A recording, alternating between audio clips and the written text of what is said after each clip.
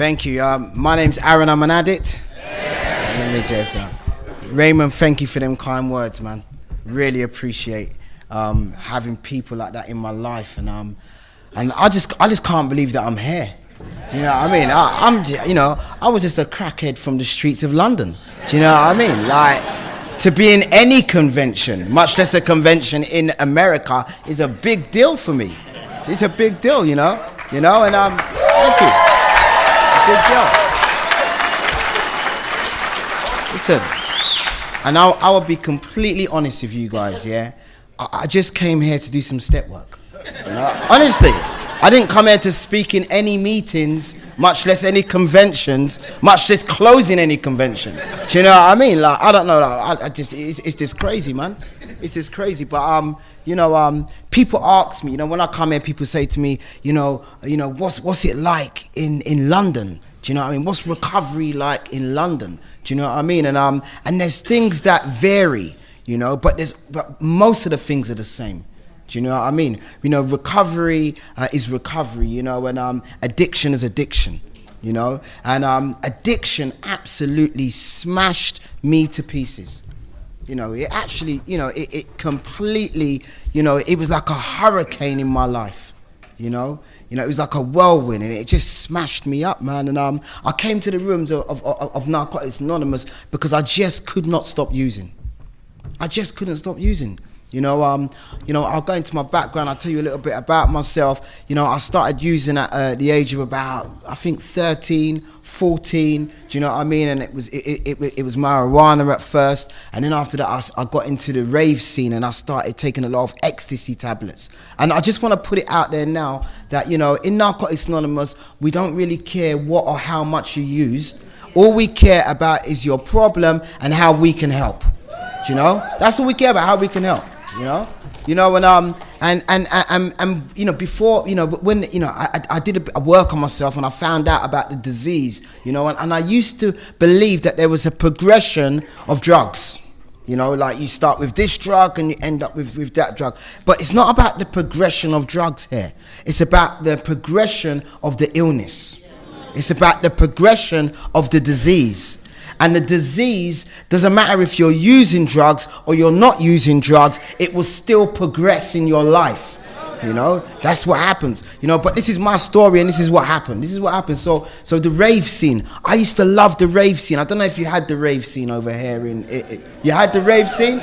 Yeah, the rave scene was massive. See, because I come from a culture like in London where everyone used to stick with their own. Yeah. So like my influence was a heavy Jamaican influence. So we was into reggae music. I've never been to Jamaica, but as growing up, I used to talk like I'm from Jamaica. Do you know what I mean? I used to wear red, gold, and green everywhere. Do you know what I mean? I wanted to be a rock. That's where I came from. And we used to listen to that music, black people, we had the white people, they were into rock music, do you know what I mean? I got my friend Glenn here. Where's Glenn? There's Glenn. They all look like Glenn there, do you know what I mean? They all do their thing. And we never used to mix. But when the rave scene came, all of a sudden, it was like the fellowship. Do you know what I mean? Like everybody all of a sudden was together under one roof. Do you know what I mean? It was chaos, but there was a level of unity. Do you know what I mean? All of a sudden, and we used to take these ecstasy tablets. When we take ecstasy tablets, we love everyone. Do you know what I mean? We love everyone. Do you know what I mean? It was hugs, that's where I first learned about the hugs. Do you know what I mean? We were hugging everyone. Do you know what I mean? That's what it was like. So the rave scene, you know what I mean? And but there was a problem now because I had friends that could go out and they can party on a Friday night and they'll party straight through till Sunday. But Aaron used to party from Friday night to Friday night. Aaron's party would end up in his bedroom, still taking ecstasy tablets, all by myself, listening to music, trying to recreate that vibe with no one there. You know what I mean? I didn't know when to stop. you know, and I progressed, like my disease progressed. And what happened, you know, as the disease progresses and the hole inside me got bigger, I just tried more and more, and a combination of different drugs and the different things to fill the hole that I had inside. To fill that hole that I had inside. Do you know what I mean? And I met this girl. Man, and you know, she had a couple of children. I was living in a hostel. Do you know what I mean? It's like, you know, when you're homeless, sometimes, you know, in England they give you somewhere to live, and it's just a little room. Do you know what I mean? I was living in a hostel, and this girl turned up in the hostel in room next to me. She had 2 boys. Do you know? And I remember she, you know, everyone on the top floor used to use. You know, people, you know, had mental health and different issues on different floors, but the top floor was all the using addicts, you know, and I remember she came and knocked on my door one day, and she gave me a crack pipe, you know, and it was love at first pipe. It was, honestly, it was love, you know, not love at first sight, it was love at first pipe. I couldn't believe that she actually, because we don't give our stuff away here. Do you know what I mean? We don't give our drugs away. I can't believe when she done that. And trust me, we just went on a rampage. From there, we were out. We were inseparable. You know, it was like Bonnie and Clyde. You know, we went around. We robbed people together. We done burglaries together. In fact, our first date was a burglary. Honestly, we went. No, it was. True story. We went out, and I remember we went inside this house, and like, you know, and we had our first argument in the house, because I'm saying, take the jewelry and leave. Yeah, we've got what we need. You know, like my sponsor says, eat the chicken, spit out the bones. I'm like, we got the chicken, we don't need the bones. You know what I mean? But she wants to take the video recorder. The people are sleeping upstairs. We're downstairs having this argument downstairs. Do you know what I mean? So we leave the house. We get inside the car. We've got all of the goods inside the back of the car. And I remember she stops the car halfway down the street, and I'm like, what are you doing? And she looked at me and she said, our first burglary together. Like, you know, it was a big deal. Do you know what I mean? Like, our first burglary together. Do you know what I mean? Well, we were just insane. We were just crazy. You know, but, you know, the literature tells us that drugs turns us into people that we didn't want to be. You know, drugs turns us into you know, and the disease is progressive, man. Like, the disease is a thief. You know what I mean? And I remember, you know, what we used to do. You know, we manipulate family members, and like, this girl's dad had spiritual principles. He was a man, even today, a man that I admire. Some people, I have to work on this stuff. Some people have just naturally got, you know, good spirits. You know, and we used to pray on that. You know, so we used to always come up with all these different excuses of why we needed money. Like, we need money for this, we need money for that, we need money, you know. And one day she went out, you know, and she went and she said that, you know, she told her dad that we were gonna go on some party and she needed some money. And I don't know if any of you lot have ever experienced this. You know, when you're using with somebody and they go out to go and get some, or they go out to go and get some money, and you're waiting for them. Like, 1 minute seems like an hour. You know what I mean? Like, 10 minutes she had gone, do you know what I mean? And I'm out the window and I'm dying for her to come back and whatnot. Anyway, she calls me up about an hour later, and I'm furious by this point, do you know what I mean? You know what I mean? And she calls me up and she's screaming down the phone. She's saying, Aaron, I can't make out what she's saying. And I'm saying, calm down. I can't hear what you're saying. And she finally gets it out. You know, she says, I've had a car crash. The car's written off. And the first thing I said is, did you get the drugs? Seriously, did you get the drugs? We can talk about your collarbone, if you broke your leg. We can talk about all that stuff after. I just want to know, did you get the drugs? But drugs turned us into people that we did not want to be. You know, and we turned it, you know what I mean? And that, you know, and that's just, I just lived in that type of lifestyle, and we had children together, you know, and and she felt pregnant, you know, and she went off to treatment, you know, and I was left alone, you know. Yeah, man. We went through some stuff. You know, we ended up losing the children, you know, the 2 children she had, and there was a threat that the child that she was carrying for me would be taken away when that child was born. Do you know what I mean? And you know, addiction is such a serious disease which affects our families in ways that are so deep and so profound. Do you know what I mean? But also recovery does the exact same thing as well. You know. So what happened is I got into treatment, right?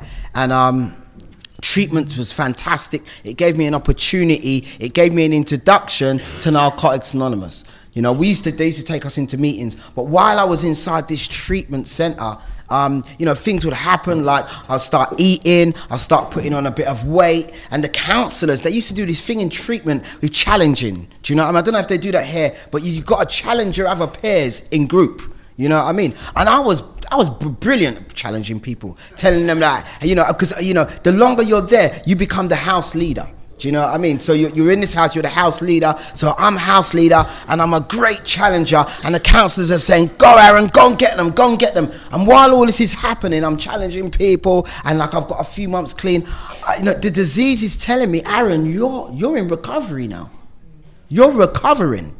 But I hadn't done any step work. I hadn't done any service. Do you know what I mean? All I was is clean and completely crazy. But I was convinced that I'd recovered. I was convinced I'd recovered. Do you know what I mean? And what happened with me is I came out of that treatment center and I used. And I used, man. And and it's like, I had an introduction to Narcotics Anonymous, but I wasn't really a part of what you guys do here. You know, I was a spectator. I was a visitor. That's what I was. I wasn't really involved, and because I had nowhere else to go, apart from NA, I kind of started to take this a little bit more seriously. And I met a guy, and he took me to a meeting. Do you know what I mean? And he said to me, Aaron, he goes, your kids have been taken away into care. Your partner is pregnant with your child. She actually was in jail at the time. She messed up again and went back to jail. And then she'd just come out and started to get her life together. We were separated. I was in one part of the country. She was in another part of the country. Do you know what I mean? The government wasn't going to pay for me to go into treatment again. So all I had was you guys. That's all I had. And he said to me, Aaron, why did you think that you relapsed? And I said, I don't know. I said, I was working my program. He said, Aaron, you're right. You was working your program. And he said, we got a program. Why don't you work our program? You know what I mean?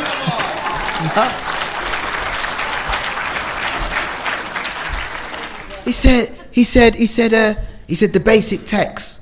He said, have you read the basic? He said, yeah. I said, I read that basic text. He said, do you know what a textbook is? I said, well, in school I had textbooks and whatever. He said, textbook is a book that you study. He said, here is the basic text. It's a book that you study. And for the first time, someone opened up the basic text with me, and we started to read it together. And it was no longer just a reading book, it became Aaron's story. I started to identify what things meant. I was going into meetings. I've never really had a problem in speaking. I was going into meetings, and because I had, low self-esteem, because I had low self-worth, I would listen to what you guys were saying. I started to understand the language, the NA language, and I would just speak that language, but not really understand what the words meant. So one of the suggestions he told me was, we're going to get a dictionary and we're going to actually find out what these words meant. Do you know what I mean? So, so what we did around, because I went into treatment centers lots of times, and they used to give us like the step working guide. A few times I've been in treatment, and they give us the step working guide, and we answer the first question: what does the disease of addiction mean to me? And I would simply answer the question as best as I could. But this time, someone actually broke down what the disease of addiction meant. Do you know what I mean? So the disease, obsession and compulsion. We looked up the words in the dictionary. Obsession, one thought that overrides every other thought. And then we started to break down, that in what does that mean in my life? What does that mean in my life? And, and I started to think, okay, so you mean to say that because I've got another daughter, another daughter, and her, basically, I couldn't see this child because my addiction was just too bad. And I let her down too many times. So I started to make sense, like, okay, so obsession. Every single time I said to myself, I'm going to meet my daughter. And no matter what happens, there's not going to be no drug, there's not going to be no situation, there's not going to be nothing that's going to stop me from seeing my daughter this Saturday. And all of a sudden, I'd get the thought of using in my mind, and I couldn't get it out. And with the greatest desire, the most sincere desire in my heart to go and meet my daughter, I just couldn't make it there. Because the obsession was overpowering any other thought that I could have. Do you guys relate to that? Yeah. You relate to that, yeah? Compulsion. We looked up the word compulsion. An irresistible impulse to form an action. An irresistible impulse to form an action. That means I couldn't resist it. I needed something bigger. I needed a power. I needed you guys in order to resist that.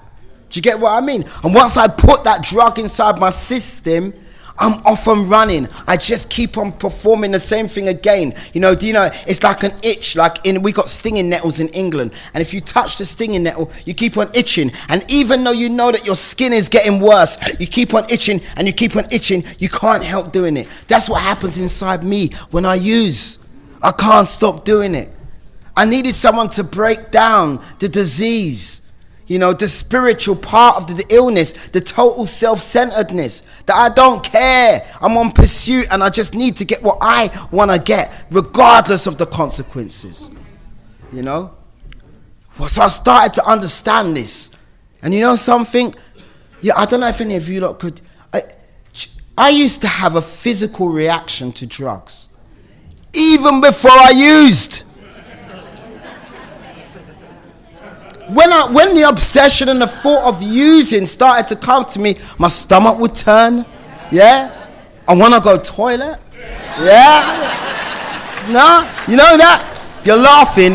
Yeah, that means you relate. Yeah? I used to have a physical reaction even before I took a drug. That's how powerful this illness is, man. How powerful. So anyway, so I got with these people, yeah?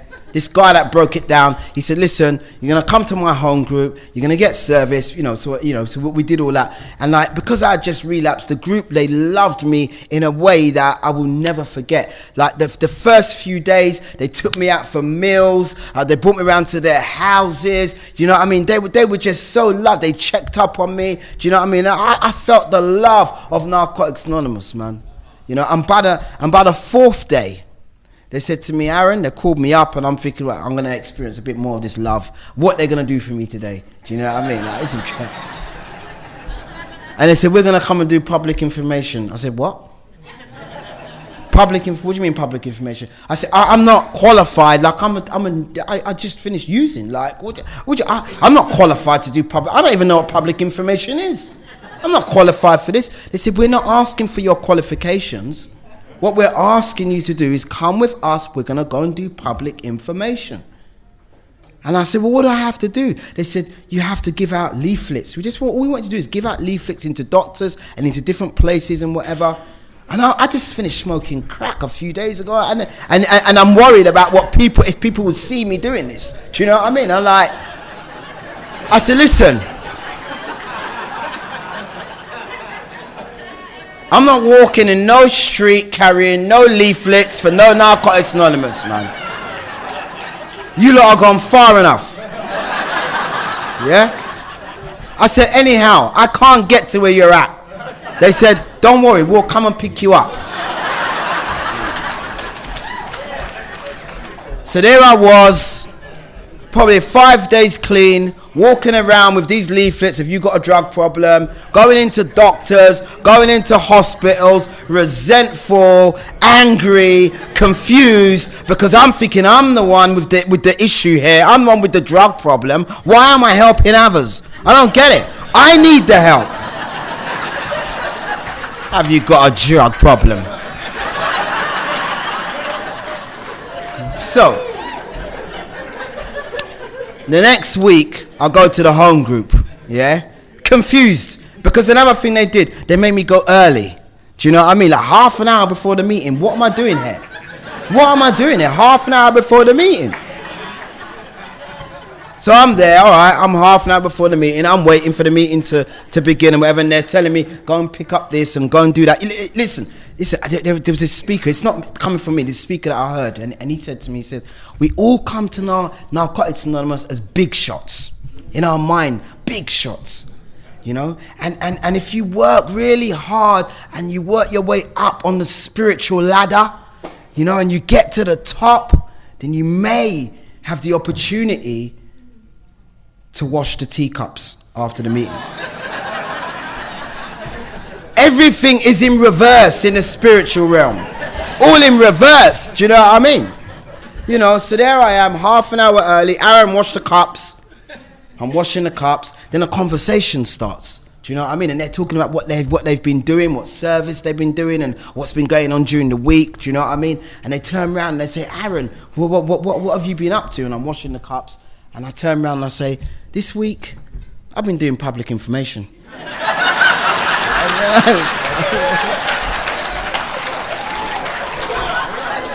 I still didn't know what it meant,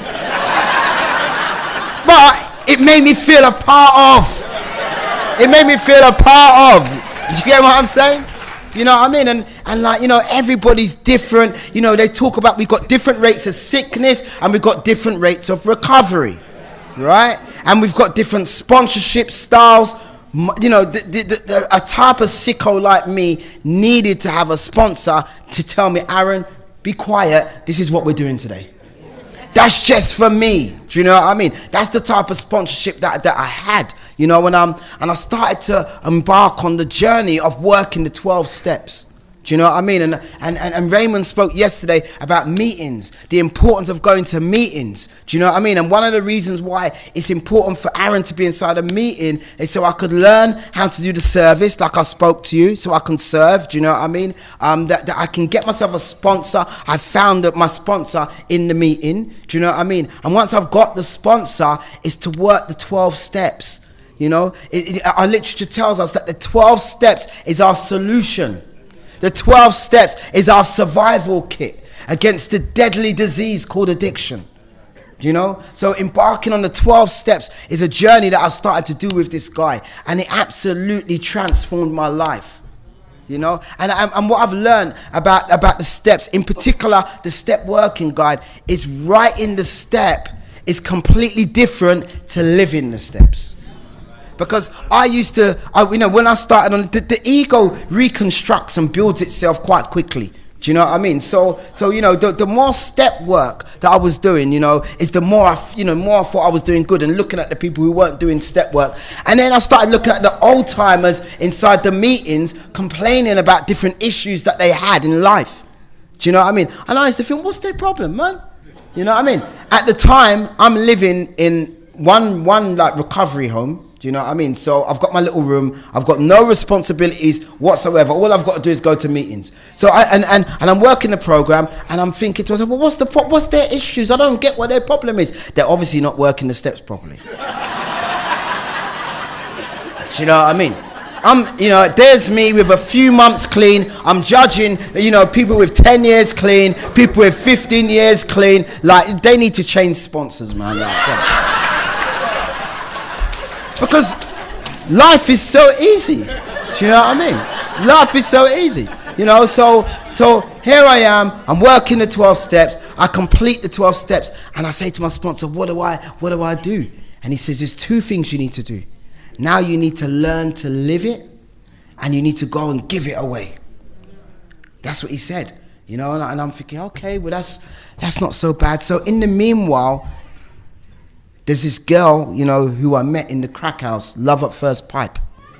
Yeah? Remember her? Right. I'm in one part of the country, she's in another part of the country. She's had the baby now. Yeah, she's had my child now, and she's managed to get the other 2 boys that she had back in her life. And we're in contact together. You know, we're in contact together. And my sponsor's saying, you know, it's time that you go back and take responsibility. You go back and and I'm scared. Do you know what I mean? I'm like, well, you know, because I'm in this part of the country, and you know, life is okay. You know, I'm in my little room, my little bubble, you know, and he's saying, you know, you need to go out there. You've got a child, you've got a family, go and take responsibility. And I'm scared. Anyway, he said, listen, I think, because she's in London and I'm in somewhere else. He said, I think there's meetings in London. He said, you can still do recovery in London. So, you know, I went back to London, you know, still judging the old timers with, you know, going into meetings with all these issues. And all of a sudden I'm back in London. And I'm starting to get these issues too, because now I've got responsibilities. Do you know? You know, the 12 step talks about we practice these principles in all of our affairs. I never had no affairs before. Of course it was easy. Do you know what I mean? But now I've got responsibility. Do you know what I mean? I've got I've got my partner. I've got this dog. They got this puppy called Cookie. You know what I mean? You know, every single moment, Cookie keeps pissing on the floor. Do you know what I mean? I'm getting annoyed. I'm getting frustrated. I had a resentment against Cookie. I had to do step work around with Cookie. I had to look at my part. There's all this stuff, and then we have another baby. God blessed us with another child. Do you know what I mean? So you know, it says I've got all this stuff going on, and I'm starting to realize that I need to learn how to practice the program, not just talk about the program, not just write about the program, but practice the program in action. You know what I mean? Because my child, like my little boy Kanye, you know, he's, you know, I don't know, he must be about 3 at the time. He started to go to school. Do you know what I mean? And when he went to nursery, we used to jump up in the morning, me and his mum. Who's going to take him? I'm going to take him. No, you're going to take him. No, I'm going to take him. And we're so excited to take him. Do you know what I mean? His first day at school. And we did that for a little while. And then it starts to wear out after a while. You know? A little bit like complacency in recovery. It's like, oh, yeah, just for today. Anyway, so there we are, yeah? 6 months down the line, and it's like, babe, are you going to take him? No, I thought you was going to take him. But I took him yesterday. Could you take him today again? Oh, my God. You know, and that's what it was like. And we had this new baby. We got blessed with a new child, you know. So we had this baby, and like, it's the same thing with the baby. We used to wake in the middle of the night, the baby would cry. I'd jump up, make the bottle, goo goo gaga, feed the baby, whatever. Few months down the line, baby's crying. I'm opening up one eye in the middle of the night, and I close my eye tight again. Do you know what I mean? Pretending I'm sleeping. So she has to get up. Do you know what I mean? You know, this, I need to start to learn, you know, practical application, how to apply these principles in my life. So I had to go and do a whole set of step work again, man. You know, I had to go and do a whole new set of step work, and I need to learn some stuff. I needed to learn some stuff about relationships, because you see, when I was in that rehab place, that, you know, I was down there for ages, about a good year or so, and this girl, she used to come up and visit me. You know, she used to come up and visit me. We used to book a hotel. We used to have a night of passion. You know, and every single time she used to come up, you know, it used to be like that. You know, and I'm at home now, and I'm living with her. You know, and things started to change. Like, she'd have nails done, and she'd come up in her high heels, and we used to have, we used to have all this stuff. Now she's got rollers in her hair, and she's wearing pajamas. Do you know what I mean? And I'm thinking to myself, something's changed here. We're not having, I thought intimacy was sex. Yeah. So in my head said, we're not having intimacy like we used to have. Do you know? So I called my sponsor up, Frankie R, my sponsor. He really guided me, you know, one of my sponsors. And I called him up and I said, Frankie. He said, what? I said, the relationship, it's dying, man. He said to me, what's the problem? I said, we're not really having sex anymore. Like, she doesn't seem to act the same way she was acting before. I don't know. And he said, but you're living with her. It's different now, Aaron. I said, I don't like different. He said, I'll tell you what to do. He said, listen, there's a meeting over there full of old timers, full of married men in recovery. Go over there and go and talk to some of these men about their experiences. So I went over to that meeting, you know, and in my mind, this relationship is over. I'm trying to work out now, how am I going to finish it? You know, how am I going to finish it? Because it's dead. She's just not telling me. Yeah, she's not telling me, but I know that she wants to tell. It's over, man. It's over. So they're sharing in the meeting, really heartfelt men's meeting, and I start to share about what I'm going through at home, man. And I said, you know, my relationship's over. It's not the same. I know she doesn't feel the same way. I feel a distance between us. Do you know, when some of the older men said to me in the meeting, after the meeting, like, you know, what's the real issue? I said, well, the sex is finished. It's over. They said, well, how long have you haven't had sex for? I said, boy, it's been about 3.5 weeks now. You know, been about 3.5. And they said, 3.5 weeks? They said, you're the luckiest guy in the room.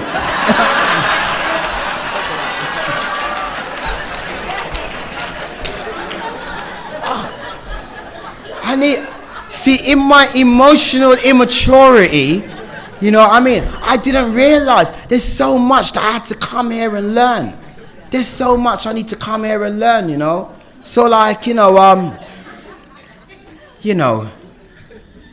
what happened to me is, like, you know, going through the process of the steps, you know, it kind of showed me so much about me, showed me so much about my personality, you know, and why I'm the way that I am. You know, and the fourth step and the fifth step, we know it got touched on yesterday. You know what I mean? It really cemented, you know, the gaps in my life. You know, it really helped me to understand why I'm the way that I am. You know, and as a child, I was a child actor. I done a lot of acting as a child. Do you know what I mean? And so I was in, like, lots of programs on TV and stuff, and at the age of five, and this is only through doing step work while I found this out about Aaron. At the age of 5, I managed to get into this television program, and there was the rehearsals for the television program, and in the rehearsals, there was all these big children. I mean, I'm still small, so you can imagine I was tiny. These children seemed like giants to me. Do you know what I mean? And I remember I'm in this rehearsals, and they're talking to me, and I went mute. I couldn't talk. I was so scared inside that I just could not talk, you know? And, you know, and back then it's a big deal. Do you know what I mean? You're an Afro-Caribbean guy. You've got given this great opportunity. A lot of us weren't on TV back then. Do you know what I mean? In England, I'm talking about, you know, this is a big opportunity. So for my family was so proud of me, you know, but it looked like the chance might be taken away from me because this little child, he's not talking. We're talking to him. I just couldn't talk. I was so scared. And I remember going home that night, and I remember my dad and my mum screaming at me. And I remember my dad saying to me, if you don't open your mouth tomorrow when you go inside that room and talk, I'm going to beat you and beat you. You make sure you open your mouth and talk. So I remember the next day, still really scared. Really scared inside. They asked me questions, and I opened my mouth and I spoke. Yeah. But I was wearing a mask. And it was the first mask that I remember putting on. And what happened through the journey of my life and going through, I've gone through what I did, I learned to put on mask and mask and mask and mask. And what I was taught, and that's the way you get through. You don't share your true feelings. You don't share who you really are. And there was a point in my life when I kind of learned, like we talk about, untrue and unhealthy belief systems. And what my belief system was is that it's not okay to be Aaron. It's not okay to be scared, And when you go through life like that long enough, you forget who you truly are. And it's because of the program of Narcotics Anonymous, and it's because of the step work that showed me that it's okay to be who I really am. It's okay to be who I really am,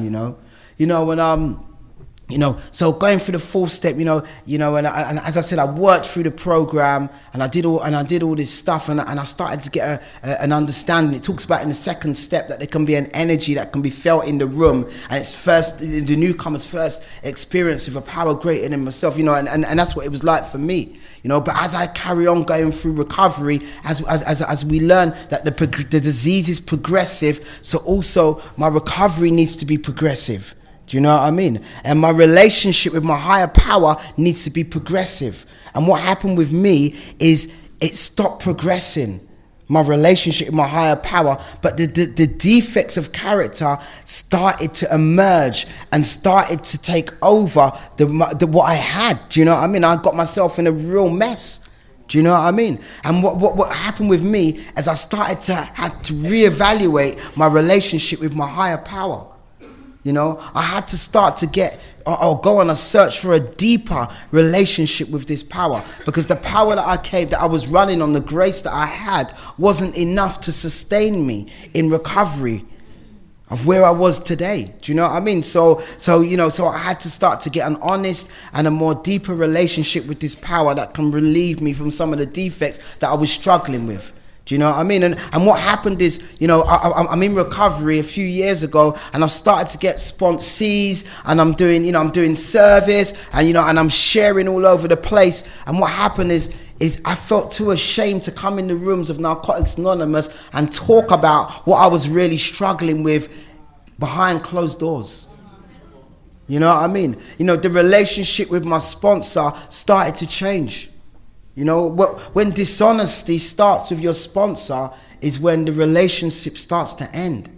You know what I mean? Honesty is the antidote to our diseased thinking. Do you know what I mean? So I tried to outsmart the program. I tried to ask, it says that we need to be honest. So what I was doing, I was acting out in ways that I was too ashamed to come and tell you lot. How crazy is that? How crazy is that? I mean, the very people that brought me back to life, that understand me the most, they've got the same disease that I've got, and I'm afraid to tell you. Do you know what I mean? And it makes me kind of, it's mind-boggling. You know what I mean? Some people in meetings, they see people relapse, and they're struggling with defects of character, and we get told stay away from them people. When we suffer from the same disease they've got. Do you know what I mean? So anyway, I tried to outsmart the literature, and I thought, okay, so I've got to be honest. So I started to go to friends that weren't even in the program and sharing what I was doing. And I thought, okay, so I've been honest. Do you know what I mean? I've done my part, But I kept on acting out. Do you know what I mean? And I'm still coming into meetings. I'm feeling like a fraud. I'm ashamed. I've got all these sponsees. I'm trying to share really good in this powerful message, and I'm dying inside. Man. But what the literature says, it says we come here powerless, and the power that we seek comes through the people in Narcotics Anonymous, but we must reach out for it. It never said through your friend who's not even in the program. I even called the prayer line, They've got a prayer line, yeah? And what I started doing, I started calling up the prayer line and saying, you know what, I've been acting out like this. Could you pray for me? Anything else but come into the rooms and be honest and open with you guys. But I'm telling you, that just for today, man. I opened up just for today. I can't remember which day it was, and it spoke about secrets, and it spoke about honesty with your sponsor. And it was like it was talking to me. It was talking to me. Do you know what I mean? And I just couldn't do it anymore. You know, and I called my sponsor up and I got honest with my sponsor, man. Do you know what I mean? And there's something that happens, man, when you're honest with another human being. I was always told, you know, at least find someone who knows all the truth.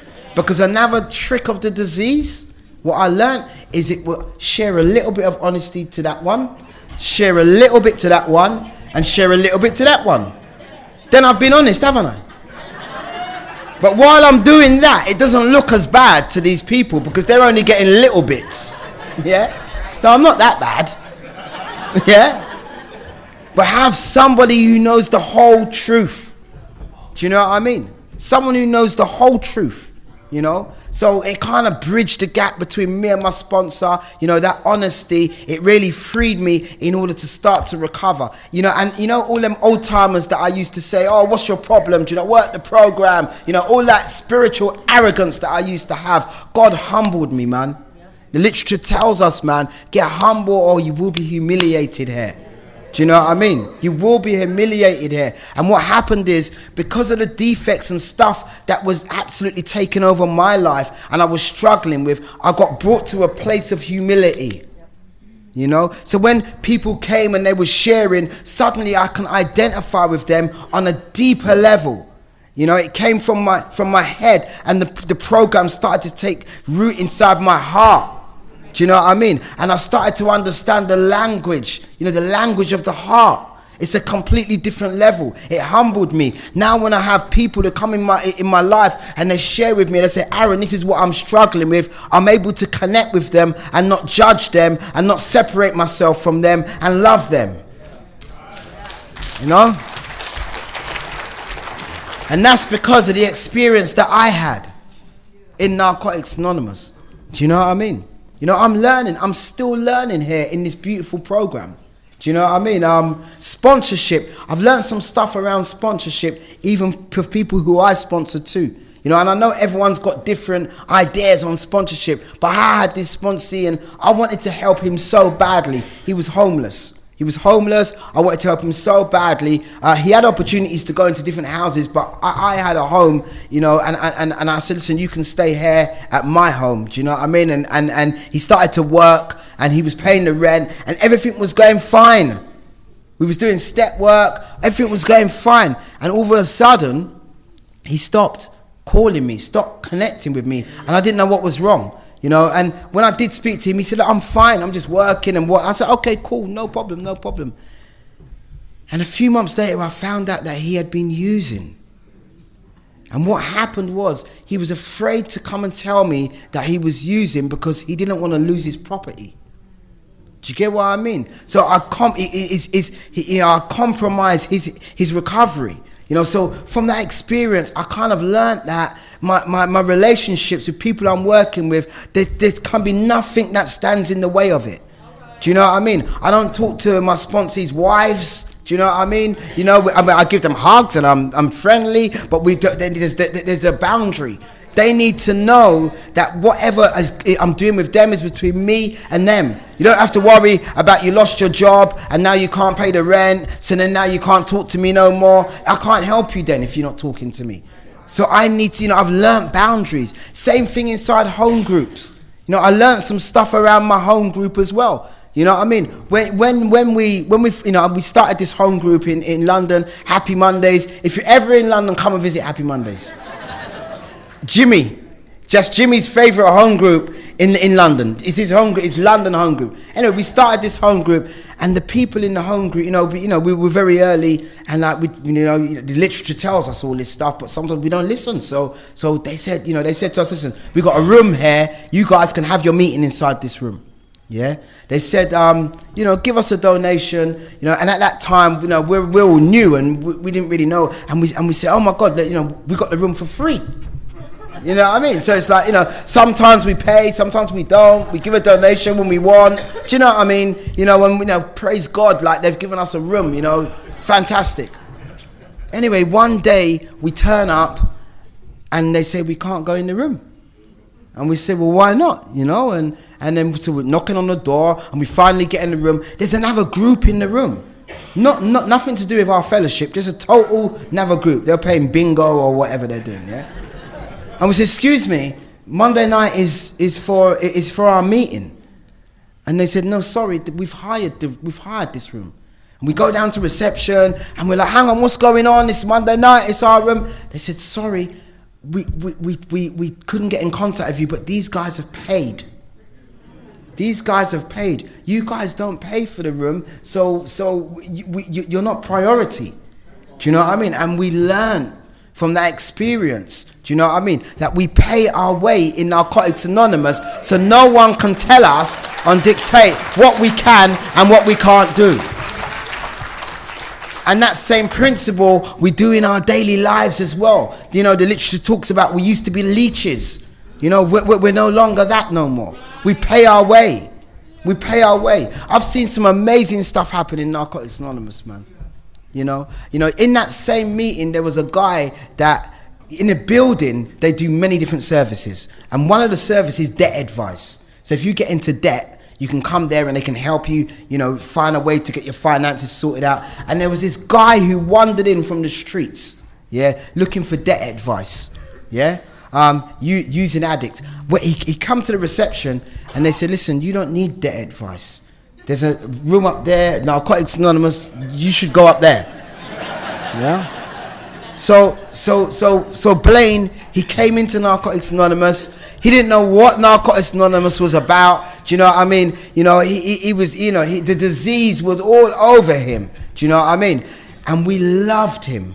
The people in the room after the meeting took him out to eat. I remember the day after I met Blaine, and I think you call it welfare over here, yeah? Welfare? Okay, we call, yeah. So he basically was on what, but he couldn't pick up his welfare check because he couldn't communicate with the people. The disease had him mute, where he couldn't even talk to normal human beings. Do you know? So I took him and I had to help him do his paperwork so he can get his money and all this stuff and whatever. You know, long story. There was a retreat, the first 12-step retreat. Raymond came over and done the retreat. He came over, you know, we paid for him to go on the retreat. He didn't know what was going on. It was a step 1 retreat. He didn't know what step 1 was. He was just in the atmosphere and being around recovering addicts. At the time, he was detoxing. He was shivering, shaking, do you know what I mean? And all we was doing is just pouring love into him. Blaine celebrated 7 years clean last week.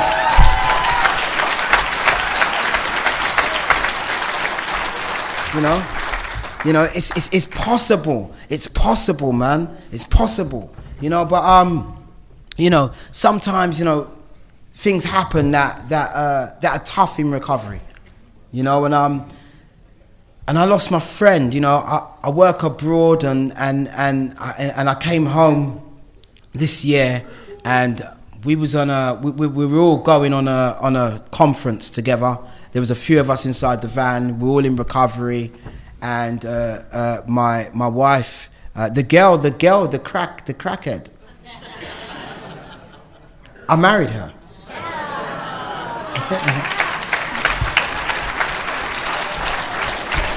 She's now my wife. You know what I mean? She's in the program. She's celebrating 11 years clean next month.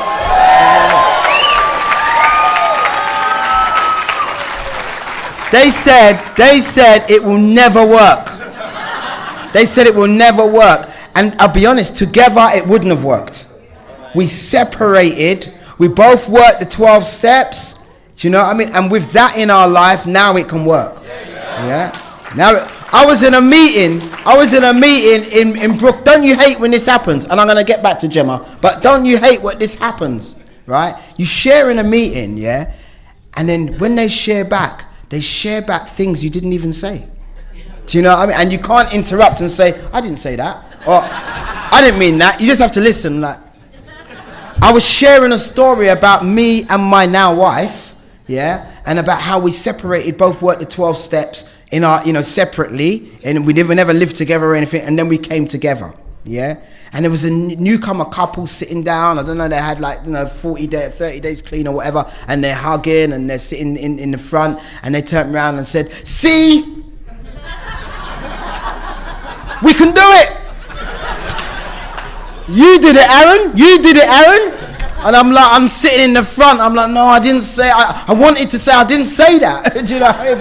But anyway, Anyway, so let me get off that. So I come home, and I come home from work because I work abroad. Recovery's given me the opportunity to make amends to my mother-in-law who had a business. And when I made the amends, this is the woman who said to me, Aaron, when we were using, she called me up one day and she said, listen, get out of my daughter's life. She said to me, I'll pay you to leave. And I said, no. And now today, me and this woman are business partners. You know what I mean? This is what recovery does, yeah? It's crazy. Anyway, so I work abroad, and this year I came home, and there was this girl that I've known for many, many years. Her name's called Gemma, and she relapsed. Me and my partner, we picked her up, we fed her, we clothed her, we brought her inside our home, we took her to meetings, and she started to get clean. She was coming up for 2 years clean, and I come home from working, because I work abroad, and was all on our way to this conference, and Gemma was going to be speaking, and we was excited, we was playing music inside the car. My wife was driving, we had another 14 addicts in the car, and it crashed, the van, and it crashed. Do you know what I mean? And it crashed, and Gemma passed away. You know, and I'm still hurting from that.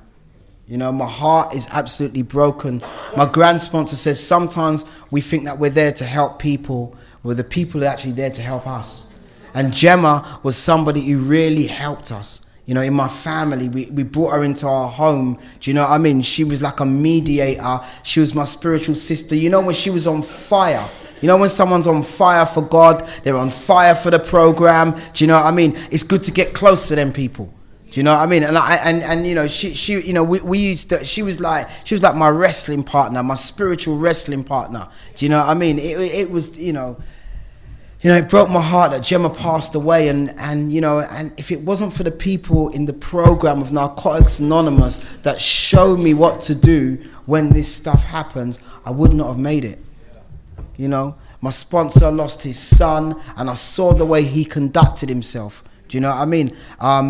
There's other people in the program. I've lost people, and I've seen what they've done. They've turned up at meetings. They've shared honestly. They've continued to do step work. They continue to do service. They continue to connect with their sponsors. They continue to do all this stuff, man.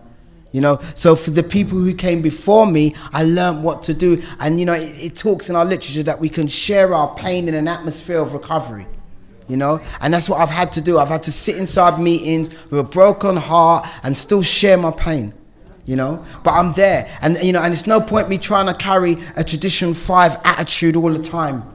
You know, sometimes the only thing that I can do, the only message I've got is I'll turn up. Regardless of what I'm going through, I've turned up. And there are people in the program, you know, who've criticized, you know, the way I've conducted myself. Like, he's still going to where he goes to worship his God, and he's still doing step work, and he's still doing that. Do you know what I mean? And but this is what the program's taught me to do. You know, no matter what happens, I do not have to use. And it was touched on yesterday. I can stand up there and say, no matter what, I'm not going to use. You know, but my experience is we need to do things in order not to use. Me saying I'm not going to use is not enough for me not to use. It's a program of action. It depends on what I do, not what I say. You know what I mean? It's not even about what I just know. The reason why I know it's not about what I know is because there was a guy, you know, the first time I ever saw a basic text was in a crack house, and it was a guy called Claude. Yeah, he gave me my first basic text. I've still got it. Claude was smoking crack and quoting literature.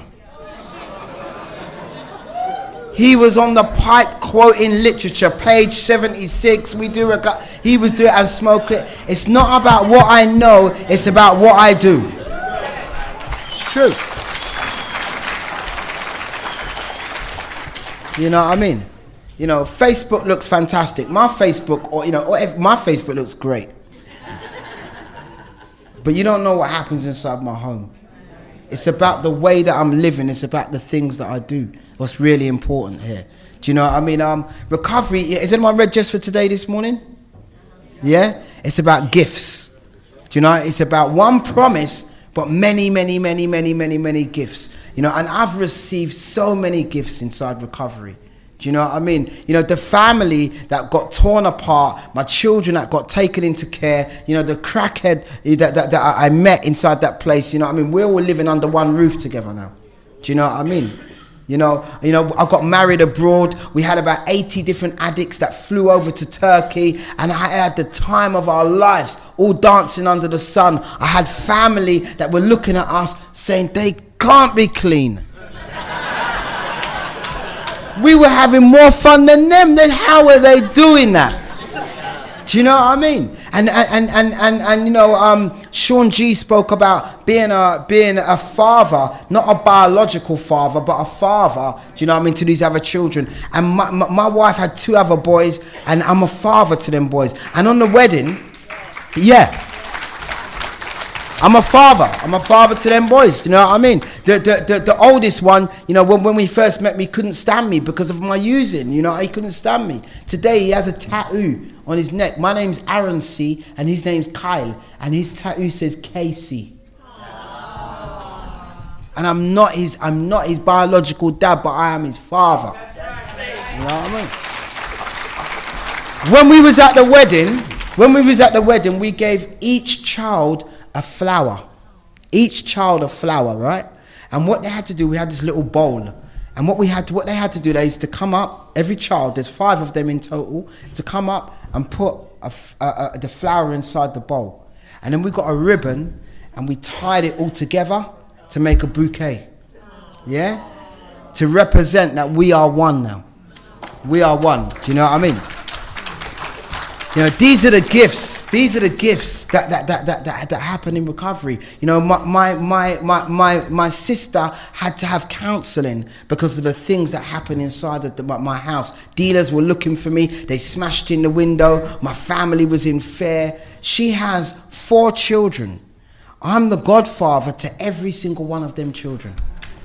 Every single one. You know, this is the type of stuff that happens in recovery. When I got given that job from the mother-in-law, you know, it's a life-changing job. It's completely changed my life. You know what I mean? She said you can earn a lot of money. You can do, this is it. You know, and I said, can I do meetings? And she said, I don't think you will be able to do meetings while you're doing this job. It's a high-profile job. You're going to be very busy throughout the whole summer, so you're going to have to leave the meetings for now and do it in the winter. I said, I can't do the job. Unless I can do meetings, I cannot do the job. You know, because it's the meetings and it's you guys that put me in the position in the first place in order to even have the opportunity to have that job. Recovery always comes first, you know. So I need to finish up. I've got so much more that I wanted to say. There's so much more because there's so much things that has happened. There's so much things that has happened. But like, you know, I'm going to end like this. I'm going to end with a little story, yeah? I'm going to end like this. There was a boy, yeah? There was a boy, and this boy wanted to buy a puppy. Not Cookie. Not the one, not... I've still got issues with Cookie, yeah? I'm working through it. I'm working through it, yeah? But anyway, yeah? There was this boy, yeah? And what happened is he wanted to buy these puppies, and he walked inside the shop. He had enough money to buy whatever dog he wanted to buy, and there was all these dogs, yeah. And the shop owner said, "Which dog would you like? You got this dog, you got that dog, there's. And he turns around and he says, "I want the dog what's right at the very back, please."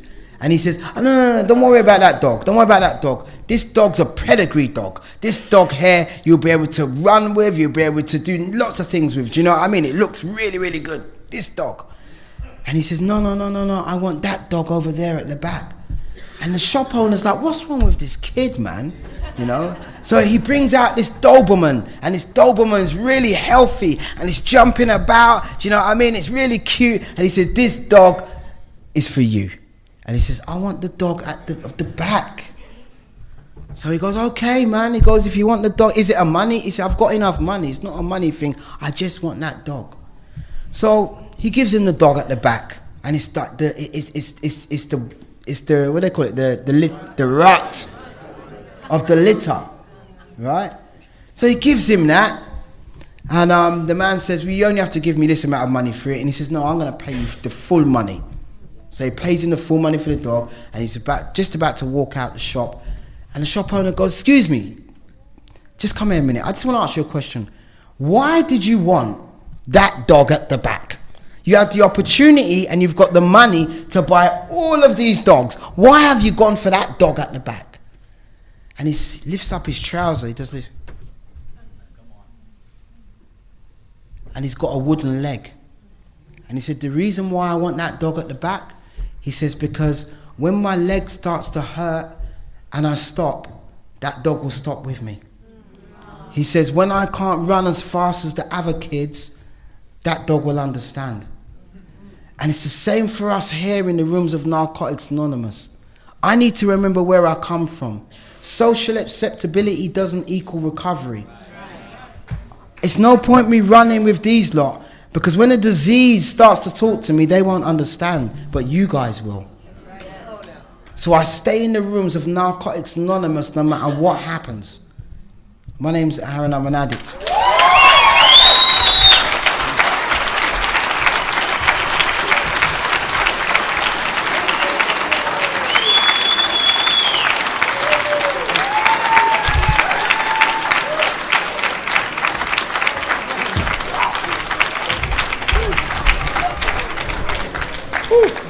I'm an addict named Raymond.